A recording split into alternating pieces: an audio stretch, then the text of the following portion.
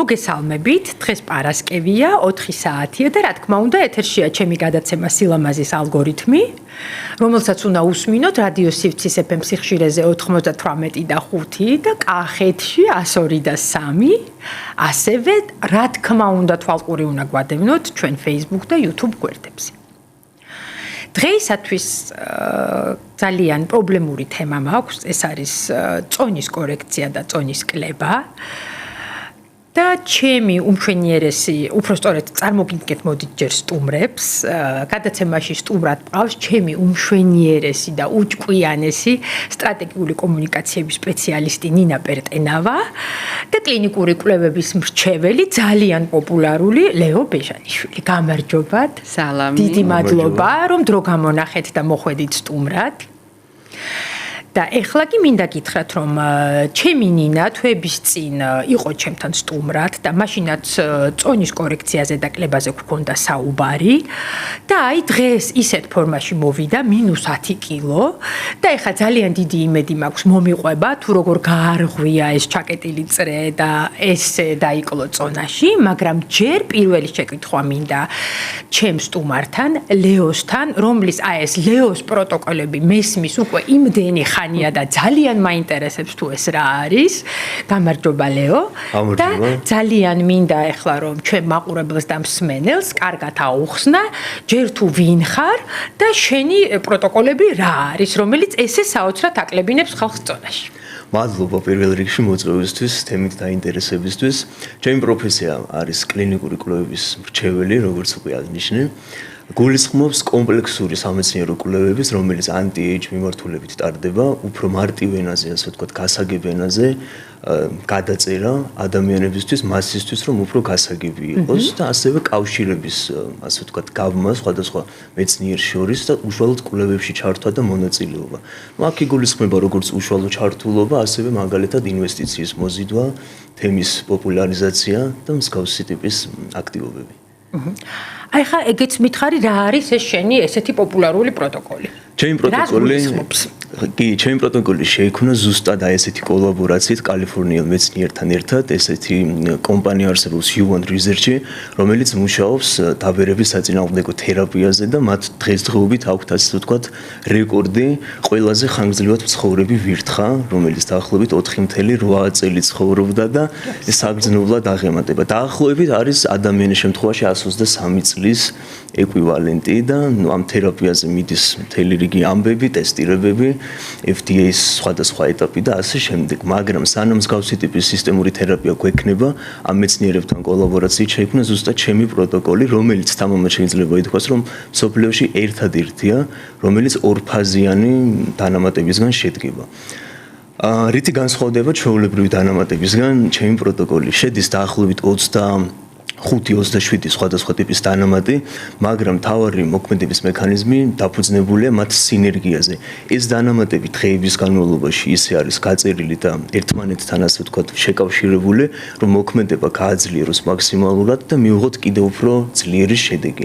რადგანაც ეს სხვადასხვა გენი, რომელიც ახალგაზრდობას ემსახურება, შესაბამისად მეტაბოლიზმს, წონის კლებას, სახისგანს, ასე შემდეგ ტვინის ფუნქციას, ყველა უჯრედში გვხდება ეს გენები, ჩვენი პროტოკოლი მიმართულია, რომ ეს გენები გააქტიუროს ყველა უჯრედში სისტემურად. შესაბამისად, შედეგსაც ვიღებთ სისტემურს, არ გვიწევს ცალ-ცალკე თქვათ წონისთვის, მეტაბოლიზმისთვის, ღვიძლისთვის, კანისთვის, სხვადასხვა დანამატის მიღება, სინერგიულად ხდება ამ ყველაფრის მიღწევა. რას ამბობ? ანუ ესე იგი შენი პროტოკოლის მიღების შემდეგ გადავავადებთ ციბერეს, ესე ვთქვათ. დავჩებით უფრო ახალგაზრდები.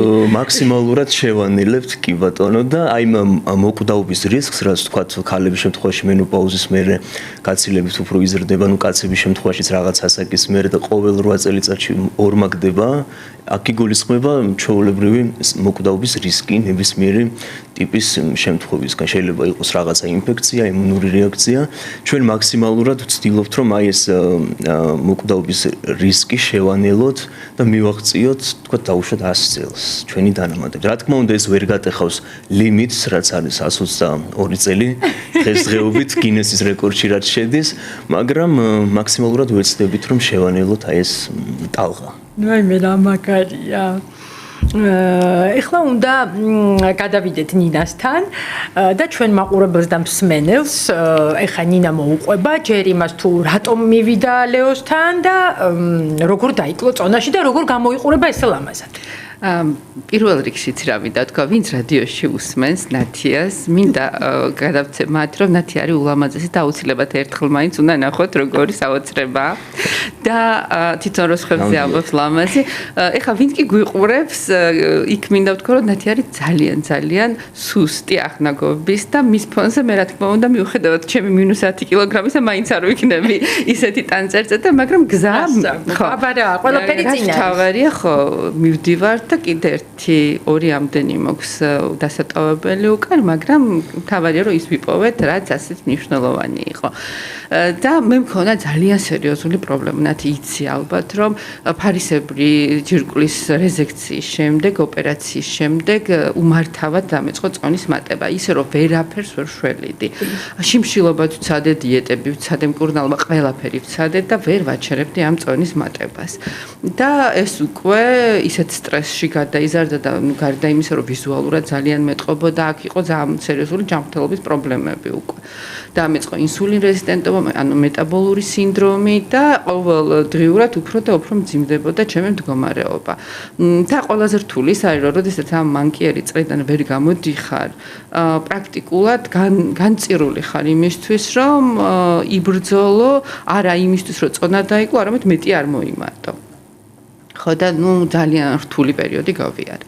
და მოკლედ ლეო რო გავიცანი, პირველი რაც ვუთხარი ლეოს, რომ აი ეს პრობლემა მქონდა, ვაჩვენე ანალიზები, ყველა რაც მქონდა გაკეთებული და ვუთხარი, რომ რამე უნდა ერჩია ჩემთვის, რომ დამეწყო, იმიტომ რომ თან უენერგიოთ ვიყავი. ყველაფერთან ერთად მიუხედავად იმისა, ვთქვათ, საკვებს რო იღებ ინსულინ რეზისტენტობის დროს არის ის ვერაგობა, რომ ეს უჯრედში საკვები არ მიდის, ანუ ცხიმში მიდის და ამიტომ ხარ უენერგიოთ, შეშუპებული და რაღაც ბევრი თან მხლები პრობლემა აქვს, გარდა იმისა, რომ ზედმეტი წონა გაქვს და ლეომ შემირჩია პროტოკოლი, რომლის დალევის შემდეგ მეოთხე დღეს უკვე ვიგრძენი ძალიან ესეთი ენერგიულობა, უკეთესად ვიგრძენი თავი, წავიდა შეშუპება და მას შემდეგ უკვე მეტაბოლიზმიც გამოსწორდა, ნელ-ნელა იმოქმედა ამ ყველაფერს. ანუ ის არეული, ანუ ჩემმა ორგანიზმმა, რომელმაც ძალიან დიდი სტრესი მიიღო ოპერაციის შემდეგ და ვერ ჩადგა ფორმაში და ყველა ორგანოს პრობლემა ჰქონდა და ყველა ჰორმონი არეული იყო, ლეოს პროტოკოლმა დაიწყო ამ ყველაფრის დალაგება. თან იცი რა არის ყველაზე უცნაური, რომ როდესაც ექიმებს, აი დარგი სპეციალისტებს ესაუბრები, რომ ეს პრობლემა მაქვს, ეს პრობლემა, ისინი ცალ-ცალკე ყველაფერს თავისას მკურნალობენ. მივხვდი მაგაც არის რა ერთიანად არ ხედავენ მთელი ორგანიზმის ციკლს და ეს არის ხოლმე პრობლემა და აი ზუსტად ეს ორგანიზმის მთლიანი ციკლი დაინახა, ერთმანეთს დააკავშირა ყველაფერი, აი დაწყებული იმითგან რომ ალერგიული ვიყავი და ის რომ ვთქვათ ესტროგენი მქონდა უფრო მაღალი, ანუ აი ყველა პუნქტი დააკავშირა ერთმანეთს და ისეთი პროტოკოლი შემიქმნა, რომელიც კონკრეტულად ჩემთვის იყო იდეალური და ის მკურნალობას, რასაც გავდიოდი ამავდროულად მედიკამენტოზურს, იმის შედეგიც გაცილებით უკეთესი გახდა. და ამის შედეგად დაიწყე წონაში კლავა. ამის შედეგად დავიწყე ჯერ პირველი რაც წავიდა ის იყო შეშუპება. მე მქონდა ისეთი შეშუპება ხოლმე სახეზე, რომ აი საკუთარ თავს ვერ უყურებდი. ხა შეიძლება დღესაც კიდე ცოტა მაქვს დარჩენილი, რა თქმა უნდა, ეს ხო რაღაცა პერიოდი უნდა გავიდეს, რომ სრულიად ალაგდეს. უკვე რამდენი ხანია ლეოს პროტოკოლს მიყვები? დაახლოებით ლეო ალბათ წელიწად ნახევარი იქნება, ცოტა მეტიც იქნება. 2 წელი იქნება. 2 წელი იქნება. და ან პირველი თვეები იყო კარგი შედეგი ძალიან, მე რაღაც შუალედებში მაინც შესვენებას ვაკეთებდი ხოლმე, მე მენახა ჩემი ორგანიზმი, როგორ უმკლავდება, გადავამოწმებდი და აი ესე ნელ-ნელა მივდივართ. და უკვე -10 კილოა. არა, საერთო ჯამში -10 კილო შენთან გადაცემაში რო ვიყავი. იქამდეც მქონდა. იქამდეც უკვე დაკლებული გქონდა. კი. და კიდევ რამდენი გაქვს მიზანი? 20 მაინც. კი. ანუ ეს რამდენი ხანში წავა ეს 20 ალბათ წლის ბოლომდე ვფიქრობ რომ უკვე ხო, იცი რა, მოდი მაყურებელს მაინც რომ აუხსნათ უფრო ესე გულწრფელები ვიყოთ და გასაგებად აუხსნათ. ნინა ზოგადად არის ადამიანი, რომელიც ძალიან კარგად იცნობს თავის ორგანიზმს და ასე ვთქვათ, ინტელექტუალურად უდგება, უსმენს, იცის რა მიიღოს, იქ ჩართულია როგორც მედიკამენტოზური მკურნალობა, ასევე ჩვენი საკვები დანამატები, როგორც დამხმარე თერაპია. Რა თქმა უნდა, ჩვენს პროტოკოლს და ზოგადად საკვები დანამატებს თუ არ არის ესეთი აგრესიული, ხა მაგალითად დღესდღეობით საქართველოს ბაზარი გადაისო ისეთი დანამატებით, რომელიც თქვა დიარეის ხარჯზე აკლებინებს ადამიანებს და ევროპის რამდენიმე ქვეყანაში უკვე აიგრძალა, მაგრამ მე ვნახე ერთ-ერთ აფთიაქში როგორ იყიდებოდა ეს დანამატი. რაღაცა ჩაია ძალიან ბევრი ეს გასახდომია ხო? და ქვეყანაში, სადაც ადამიანებს აქვს ძალიან დიდი ნდობა სააფთიაქო ქსელების მიმართ, იმიტომ რომ მათთვის იქ თუ რაღაცა იყიდება, იქნება ეს წამალი თუ დანამატი არის უსაფრთხო. და ეს ძალიან ცუდი ტენდენციაა. იმის თქმა მინდა რომ დანამატებით შეუძლებელია თქვა 10 და 20 კილოგრამის დაკლება, მაგრამ თუ მივაკვლიეთ სწორ ასე თქვა დაავადებას ან სინდრომს, მეტაბოლურ სინდრომს, ჩვენი დანამატებით პერიფერიულად უჯრედულ დონეზე ისე ხდება თქვა მეტაბოლური გენების გადაპროგრამება, ნუ შეძლებს დაგვარად როგორც შეუძლია ეს რო თქვა დანამატს გააკეთოს, რომ დანარჩენი თერაპია უკვე გაცილებით უფრო ეფექტური ხდება, ამასთან ერთად ნუ ეს ახალგაზრდული ენერგია, ეხლა ძალიან ცნობილია სხვათა შორის უკაცრავად ძალიან ცნობილია ეს NAD, რომელიც გახდა ცნობილი ჰოლივუდში ამ ბოლო დროს, თუმცა ჩავშალოთ NAD არის ნიკოტინამინ ადენინ დინუკლეოტიდი, ეს არის თანაფაქტორი, რომლის გარეშეც ნებისმიერი ცოცხალი ორგანიზმი 30 წამში კვდება და მონაწილეობს 300-ზე მეტ ენზიმატურ რეაქციაში, იქნება ეს თქვა ენერგიის გამომშავება თუ სხვადასხვა ნივთიერებათა ცვლა, მოლეკულების გადატანა და ასე შემდეგ. ასაკთან ერთად NAD-ის დონე საგრძნობლად მცირდება, ნუ დაახლოებით 25 წლიდან უკვე იწყებს კლებას, 40 წლის შემდეგ დაახლოებით 20% აკლდება, 60 წლის შემდეგ ნახევრდება და ასე შემდეგ დეკადების მიხედვით კი. და სწორედ ეს ფერმენტი, ასე ვთქვათ, თანაფაქტორი განაპირობებს აი ამ ახალგაზრდულ ენერგიას. გარდა ამისა, სხვადასხვა გენი, რომელიც თქვათ ჩემს პროტოკოლში შედის, ამ გენების აქტივატორები, ეს NAD წარმოადგენს როგორც სუბსტრატს, ანუ ერთგვარ საკვებს. მაგალითად, თუ ჩვენ გავაქტიურებთ კონკრეტულ გენს და უშუალოდ სირტუინ 6 ან სირტუინ 1-ს, რომელიც აკონტროლებს თაბერების პროცესს, DNM-ის აღდგენას, ასევე აკონტროლებს თქვათ აი ეს სიმსივნური უჯრედების პროლიფერაციას, რომ ეს დაიბლოკოს, გენები უფრო ახალგაზრდულად წაიკითხოს, ასევე საჭიროა რომ NAD-ის ადეკვატური დონეც იყოს ორგანიზმში, რათა საკვების სახით სუბსტრატი მიიღოს. ისეთი ყვებილიო, აი არ ვიცი, გაუცებული გისმენ, ესე იგი ეს ყველაფერი შესაძლებელია. შესაძლებელია კი. კი. ჩვენ მოვესწრებით იმ დროს ადამიანი 150 წელს რო ხარისხიანად იცხოვრობს. ის კი არა რომ უკიდურესად დაუწყურებული, რა თქმა უნდა. არამედ ენერგიულად მიაღწევს ამას. აქ ჩვენ მაგის მომწრები ვიქნებით ნაჩვენად. თუმცა ისე ვითარდება ხელოვნური ინტელექტი, ალბათ ამ 150-იან ლიმიტსაც ასე ვთქვათ გავტეხავთ და მე მგონი კიდევ უფრო გახანგრძლივდება კი. ნუ არ ვიცი რა. და რა მაინტერესებს აი ეს ფერმენტი რო თქვი, ანუ ამის გააქტიურებად შეიძლება ჩვეულებრივად საკვები დანამატები? კი, ეს ძალიან მარტივი ამბავია. სხვათა შორის მე მაგალითად, როდესაც ამისი ჯერჯერობით კვლევების დონეზე მიმდინარეობდა და არ იყო მარკეტირებული, ანუ არ იყიდებოდა, მაშინ ჩამოვიტანე ქარხანასთან კონტაქტით, მაგალითად ჩემი ძაღლისთვის და ახლობელი ადამიანებისთვის. ეს დაახლოებით 2018-2019 წლები იყო და ნუ აი კოვიდის მერე ზუსტად აფეთქდა ეს ტალღა 2022-23 წლებში. საერთოდ ყველაზე მაღალ ნიშნულს მიაღწია ამ სფერომ, რასაც თქვია თქვა longevity და anti-aging-ი და დღესდღეობით უკვე ყველა მიცის ეს დანამატები იყიდება, თუმცა არსებობს რამდენიმე ფორმა. ჩვენთან სამწუხაროდ საქართველოში ძალიან გახშირდა არასწორი ინექციების და ინტრავენური გადასხმების აი ამ NAD-ის კი არა მარტო წონისთვის. არაერთი გადაცემა მქონდა სხვათა შორის მე ამ ინექციებზე. ეს NAD არის საკმაოდ არასტაბილური მოლეკულა. მაგალითისთვის თუ ჩვენ NAD-ის კაფსულის სახით ვიღებთ, გამორიცხულია რომ ის ორგანიზმმა შეიცვალოს. ამიტომ ჩემს პროტოკოლში შედის ორი პრეკურსორი, NMN და NR, რომელიც ორგანიზმში კონვერტირდება და ხდება უკვე NAD. ჩვენთან საქართველოში რამდენიმე კლინიკაში კეთდება გადასხმა NAD-ის, რა თქმა უნდა, გადასხმა გვეხმარება ათვისებაში, თუმცა ერთი პრობლემა ის არის, რომ ძალიან მცირე სიცოცხლის ხანგრძლივობა აქვს ჩვენს ორგანიზმში ამ გადასხმის დასხმულ, ასე ვთქვათ, NAIDS. ჩვენ თუ გქონდა რამე ინფექცია, რაიმე ტიპის დაავადება და გვინდა უცბად შევავსოთ NAIDS მარკი, კი ბატონო, გადასხმა ძალიან კარგი ვარიანტია. მაგრამ იმისთვის, რომ ახალგაზრდულ დონეზე შევინარჩუნოთ, ვთქვათ, anti-aging მიზნებისთვის, ამ შემთხვევაში ძალიან არასწორია ინფუზიების გაკეთება, იმიტომ რომ მოგიწევს, ვთქვათ, კვირაში ორჯერ, სამჯერ მაინც ამისი გაკეთება მთელი ცხოვრების განმავლობაში ძალიან ძვირია, ძალიან ინვაზიურია, ამიტომ გაცილებით უფრო ეფექტური არის ამ შემთხვევაში ეს ორი პრეკურსორი, რომელსაც დალევ თითო კაფსულას დღეში და შენ მუდმივად გექნება, ვთქვათ, 30 წლის ადამიანის NAD. აი მე რა მაგარია. მოდი ლეო, ეხა უფრო გასაგები რო იყოს ჩვენი მსმენელი და მაყურებლისთვის, აი ადამიანმა მოგაკითხა. წონის პრობლემა აქვს, იქ სხვადასხვა რაღაცა კიდე პრობლემები აქვს, აი რითი იწყებთ? რასაკვირველია პირველ რიგში, ეს ერთგვარი ანამნეზი უნდა მოვისმინოთ, რაც იცის თვითონ პაციენტმა, თქვათ, რა ტიპის დაავადება აქვს დადგენილი და სისხლის ანალიზები აუცილებელია. თუ არის თქვათ 6 თვის წინ გაკეთებული, შეიძლება 1 წლის წინ დაახლოებით სურათს მაინც ესე ვხედავთ. თუმცა მაინც უკეთესია რომ კონდეს ახალი სისხლის ანალიზი, თქვათ, სრული პანელი. და იმის მიხედვით ნიშნავ მე შენ მკურნალობას. კი. მაინც და მაინც იცით როგორ არის ეს ჩვენი პროტოკოლი უკვე შექმნილი ფორმულა, რა თქმა უნდა, დოზირებები და რამდენიმე ტიპის დანამატი იცვლება ინდივიდუალურად, მაგრამ როდესაც ვახსენა ეს კალიფორნიელი მეცნიერი, იქ უკვე შეიქმნა, გაიტესტა ეს ფორმულა, რომ თქვა აქტიურებს ამ გენებს და ანელებს დაბერების პროცესს.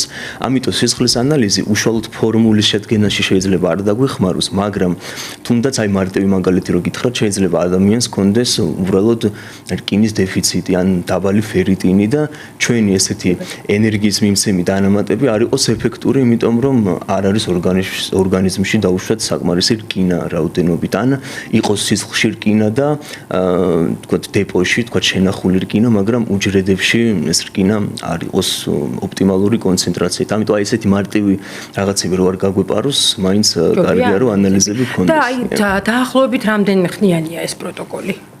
პროტოკოლს აქვს თავისი საშუალო კურსი, რა თქმა უნდა, ეს ძალიან ინდივიდუალურია, თუმცა საშუალოდ რომ გითხრათ, ადამიანი დაახლოებით 1 თვეში უკვე ხედავს შედეგს, თუ არის თქვათ ენერგიის დეფიციტი, ძილის პრობლემები, რაღაცა მეტაბოლიზმი, მუდმივი დაღლილობა, ამ შემთხვევაში 1 თვეში ხედავს შედეგს, მაგრამ დანამატებს ახასიათებს შემდეგი ტიპის სპეციფიკა. საჭიროა რაღაცა დროით ვთქვათ 2 თვით, 3 თვით მინიმუმ ამისი მიღება, იმისთვის რომ ეს აკუმულირდეს, დაგროვდეს, მიღებული შედეგები უკვე შევინარჩუნოთ რაღაცა პერიოდის განმავლობაში. ამიტომ 3 თვე საშუალოდ არის ესეთი სტანდარტული რეკომენდაცია, დაუშვათ წელიწადის დასაწყისში, 3 თვე წელიწადის ბოლოს, ეს არის ესეთი იდეალური ვარიანტი. თუმცა არიან ადამიანები, ვინც ვთქვათ მთელი ცხოვრება, მე-4 წელი დაიწყო, რაც უკვე ქართულ ბაზარზეა და არ გაუჩერებიათ მაგალითად ასეთებიც არიან. ანუ სულ მიყვებიან ამ პროტოკოლს. თუმცა აუცილებლობას ნამდვილად არ მოითხოვს. აჰა, გასაგები. ესე იგი მეც მაგალითად წონის პრობლემა არ მაქვს, მაგრამ შემიძლია მოგაკითხო. აუცილებლად კი. ეს ვიზუალურად არაფერი არ გჭირდება. რასაც ვუყურებ, მაგრამ უჯრედულ დონეზე მაინც ყველას. რა თქმა უნდა, ეს ხო არის დაავადებების პრევენცია, ეს არის დაბერების პრევენცია, ეს არის ულამაზესი კანითმა, ფჩხილი, კბილი, ყველაფერს ინარჩუნებ და მე აი ისეთ მდგომარეობაშია ჩემი თმა დღეს რომ გაზრდილი მაქვს და რაღაცნაირი აი ისეთი სტრუქტურაც კი შეეცვალა, ეს მხოლოდ ლეოს პროტოკოლების დამსახურება არის. იმიტომ რომ ნამდვილად ყველაფერზე მოქმედებს. ძალიან პოპულარული გახდა ეს longevity, ანუ ეს ხანგრძლივი სიცოცხლე, ჯანმრთელობა, არადაბერება, ახალგაზრდობა და აი როგორ ახსნი, რატო არის ეხა ესეთი ბუმი ამაზე და რატომ გახდა ესეთი პოპულარული? თან სოფლიოში ნამდვილად შეინიშნება საოცარი ინტერესი ამ მიმართულების და როგორც ხდება ხოლმე ტრენდსეტერების ადამიანები, თქვათ, ვინც ფლობენ რაღაცნაირ გამოცდილებას, სახსრებს, აზრის ლიდერები, რომლებიც არიან, ძალიან არიან გატაცებული ამით, მათ შორის ეს მილიარდერები, რომლებიც ხშირად ჩანან, თვითონ არიან პირველი ის ხალხი, ვინც ინვესტირებას დებს ამ მიმართულებით და თვითონ აუცილებლად მოიხმარენ. ეს კი არა, დღეს ვკითხულობდი ზუსტად უძრავ ქონების ბაზარზეც კი უკვე ის სახლები იყიდება, რომელიც აღჭურვილი არის, ვთქვათ, longevity კაბინეტებით უშუალოდ სახლში, ან ვთქვათ, მთლიანად, აი როგორც ადრე სატრენაჟორო დარბაზი იყო, კარგი, როდესაც სახლს ჰქონდა, ამ შემთხვევაში ეს longevity მიმართულების სერვისები თუ ექნება სახლს, ის უკეთესად იყიდება, კი. ეხლა რა ხდება ამ მიმართულებით, რატო არის ესეთი დიდი ინტერესი, ხო? აი მაგალითად კვლევებმა დაადასტურა, რომ ნებისმიერი დარგი, ვთქვათ, იგივე ეს beauty მიმართულების იქნება თუ luxury მიმართულების, აი იგივე ძვირადღირებული ჩანთები, საათები, ჩასაცმელი, რაც იყო ყოველთვის ძალიან ტრენდული, იკლებს გაყიდვები მაგ მიმართულებით და მხოლოდ ერთადერთი დარგია, რომელიც აი ძალიან დიდი ნახტომით ინვესტიციებს იზიდავს, ეს არის longevity მიმართულება. და ეს ნიშნავს იმას, რომ მთელი ადამიანი, კაცობრიობის რაღაც ინტერესი აქეთ იქნება მიმართული ბოლო პერიოდში. იმიტომ რომ ეს პირველი ნაკადი ტრენდსეტერები, ვინც იწყებს ხოლმე მათ შორის, რა თქმა უნდა, ყველა კოსმეტიკური გიგანტი აუცილებლად საკუთარ არსენალში იმატებს longevity მიმართულების სხვადასხვა. ხო, მაგრამ ვერ გავიგე, რაში გუშლის longevity-ის მიმდევრები ვიყოთ და ძვირადღირებული ჩანთად შევიძინოთ, რა ვიცი. აი, იცი როგორი მომენტია, ამ შემთხვევაში რაღაც ფასეულობების რაღაც გადაფასება არის, მხოლოდ კონტროლ ადამიანები რას ამბობენ, იცი? აი, თქვათ, რა წინა წლებში თუ იყო ძალიან პოპულარული რაღაც პროცედურების ჩატარება, ხო?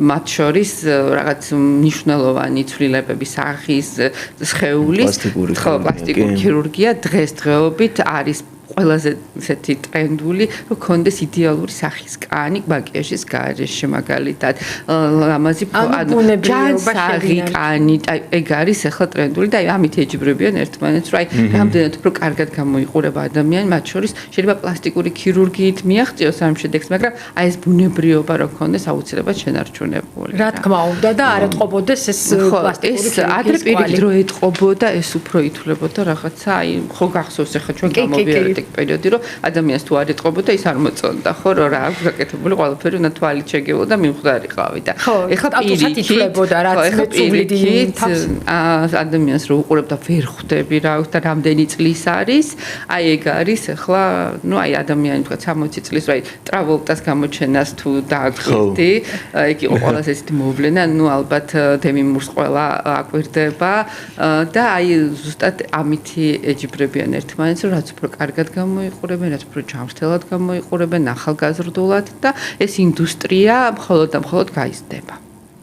მინდა გითხრა, რომ მე ვიყავი ერთ-ერთ ძალიან კარგ პროფესორის ლექციაზე ამ მიმართულებით, უცხოელი იყო ეს და დარბაზში ყველაზე დიდი ასაკის ვიყავი. მე მეგონა, რომ უფრო ასაკოვანი ხალხი დაინტერესდებოდა ამ მიმართულებით და იყო ყველა ლეოს ხელა აუდიტორია, ნახე რომ ახალგაზრდობას უფრო აინტერესებს ეს. კარგია, ხო და ძალიან კარგი ტრენდია, რა ვიცი, ძალიან მოხარული ვარ, რომ ეს ესეა და ხო, სხვა შორის ცოტა პარადოქსული ამბავია, წესით უნდა აინტერესებდეს უფრო ასაკოვან ადამიანს, ხო, რომ რაც შეიძლება გაიხანგრძლივოს თავისი ჯანმრთელი წლები, მაგრამ ალბათ მაინც უფრო ნდობის საკითხიც არის, იმიტომ რომ იმდენად თქვათ სოციალური თვალსაზრისით ან ფსიქოლოგიურად ეს ადამიანების ტვინში ზის, რომ დაბერება არის ბუნებრივი პროცესი, ეს არის თქვათ რელიგიური ადამიანებისთვის ეს არის ღმერთის რაღაცა დაწერილი კანონი, ბიოლოგებისთვის, რომლებიც თქვათ ახალ კვლევებს არ ეცნობიან და ძველი ნარატივით მიდიან, თქვათ დარვინიზმები ან ნეოდარვინიზმები, ესენიც თვლიან, რომ ეს არის დაპროგრამებული ან თქვათ კოსმიური რადიაციის მიერ შექმნილი მუტაციები, რაც არის ლიმიტის განმაპირობებელი, მაგრამ რეალურად რო დაფიქრდე, ეს ასე არ არის. და ალბათ უფრო მაინც ახალგაზრდა თაობას სჯერამ რადიკალური მიდგომების, რაც არ არის ჩალიქილი, ესეთი კონსერვატორული, ასე ვთქვათ, აზრებით. კი. აი მე კი მეც მჯერა, არა ვარ ახალგაზრდა თაობა, მაგრამ ეს ძალიან კარგი ინფორმაცია მომაწოდეთ. გეტყვი, საიდან მოვიდა, თქვა ჩემთან ეს ინტერესი, ხო? ხო არის ახლა ჩვენი ცხოვრება, როგორ გვაქვს ვისწავლეთ, რაღაცა მე დედა, სამი შვილი გავზარდე, ნათიამ ასევე, ძალიან ბევრი რესურსი და დრო წავიდა სხვადასხვა მიმართულებით და აი ახლა უკვე როდესაც 50-ს გადავაბიჯებ, გზნობ, რომ ის პერიოდი, რაც თქვა, ვერ გავაკეთე ის, რაც მინდოდა ვერ ვისწავლე. მიუხედავად იმისა, რომ ძალიან ბევრი რაღაც ვისწავლე და ძალიან ბევრი სერტიფიკატი მაქვს და კურსი მაქვს დამთავრებული, მაინც ვთვლი, რომ ძალიან დიდი ნაწილი დამრჩა აუთვისებელი და აი ზუსტად ის მინდოდა მქონოდა დრო რომელიც მომცემდა ამის საშუალებას და მაგაზე მიფიქრე ზუსტად როგორ გამაკეთო, რომ ჩემი ხარისხიანი ის კი არა რომ უკვე ვერ იმახსოვრებ რას კითხულობ, არამედ უშუალოდ ხარისხიანი წლები როგორ გამოვიყენო და რომ მქონდეს ჯანმრთელობა იმისა, რომ თუნდაც ვიმოგზაურო, თუნდაც ვილაშქრო და სხეული მომყვებოდეს ამ ყველაფერში და არ ვიყო დავრდომილი. ხო, აი ამისთვის მინდა და არა ვთქვათ იმისთვის, რომ რაღაც კაბას ჩავეტიო. მხოლოდ და მხოლოდ იმისთვის მინდა, რომ მეტი შემეცნება მქონდეს ამ ცხოვრების და საკუთარი თავის რეალიზება მოვახდინო. მე უღრმესი მადლობა ნინა ლეო რომ ესეთი საინტერესო ინფორმაცია მოგვაწოდეთ მე და ჩემ მსმენელს და მაყურებელს და ნუ რა ვიცი ნუღა შეგვეშინდება სიბერის იმიტომ რომ ისეთი რაღაცები მოვისმინეთ ხო სამწუხაროდ ვერ მოვასწრებთ განვიხილოთ კიდე შემდეგი ეტაპები კიდევ არის რაღაცა მეცნიერების ერთი მიმდინარეობა რომელიც ცდება თქვა დანამატებს გენურ თერაპიებს და აუცილებლად და შემდეგზე გადავდოთ ამ თემების განხილვა ძალიან დიდი მადლობა რომ იყავით დღეს ჩემი სტუდიაში მადლობა დღეისათვის სულ ეს იყო ნახვამდის